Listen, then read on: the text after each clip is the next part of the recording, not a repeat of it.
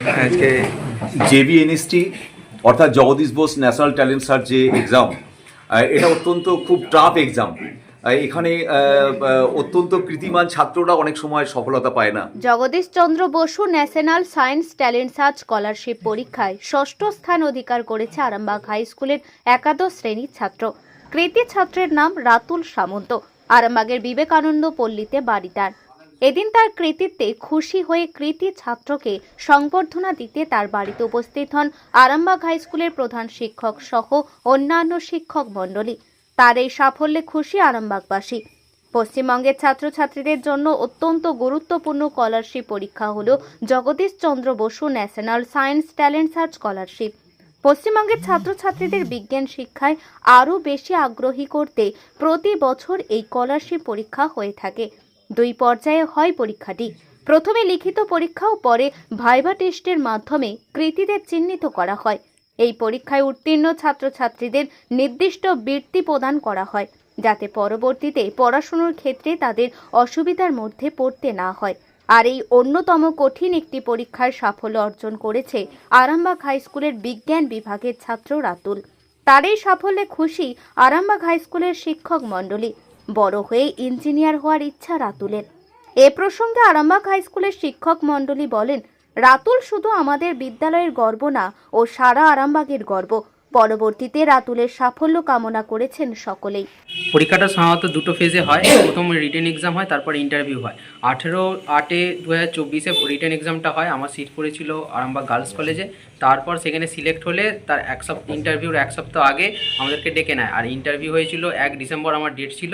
আর হয়েছিল কলকাতার কসবায়, যেটা মেন সেন্টার জগদীশ চন্দ্র বসুর, সেখানে আমি 60তম স্থান অধিকার করেছি। খুবই খুশি লাগছে। তার থেকেও বেশি খুশি লাগছে আজকে আমাদের স্কুলের প্রধান শিক্ষক মহাশয়, অ্যাসিস্ট্যান্ট হেডমাস্টার থেকে শুরু করে বিভিন্ন বিষয়ের টিচাররা, এমনকি আমার মামা দাদু, প্রতিবেশীরা সবাই এসেছে। আমি খুবই খুশি। সভাপতি এসেছে, স্কুলের সভাপতি প্রদীপ সিং। পরবর্তী স্টেপ বলতে আমার ইচ্ছা ইঞ্জিনিয়ারিং লাইনে যাওয়ার। এবার দেখা যাক কতটা কি হয়। আমি তো আগে থেকে ভবিষ্যৎ দেখতে পারবো না। এখন আমি পড়ছি 11 ক্লাস। নাম রাতুল সামন্ত। দেখুন, এই আরামবাগ হাই স্কুলের রাতুল সামন্ত, আপনারা জানেন যে জগদীশ চন্দ্র বোসের যে ট্যালেন্ট পরীক্ষা হয় সারা বাংলা জুড়ে, তো এই রাতুল সামন্ত 60তম স্থান পেয়েছে। এর সাথে সাথে সাইদও একটা জায়গা পেয়েছে, গতবারও পেয়েছে, এবারও পেয়েছে। তো এইটা শুধু আরামবাগ হাই স্কুল নয়, এটা আরামবাগ তথা জেলা একটা গৌরব। তার বাড়িতে এসেছি, তার আরও যাতে ভালো জায়গায় যেতে পারে তার কামনা আমরা করছি। তার জন্য এসেছি ওর বাড়িতে।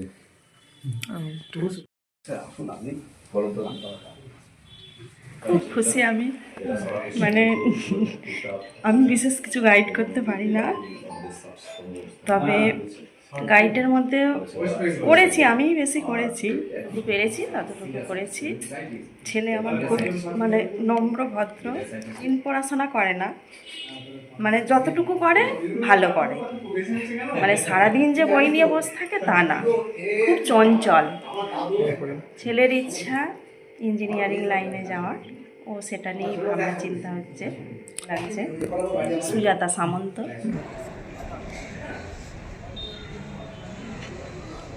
আজকে জেবিএনএসটি অর্থাৎ Jagadish Bose national talent search যে এক্সাম, এটা অত্যন্ত খুব টাফ এক্সাম।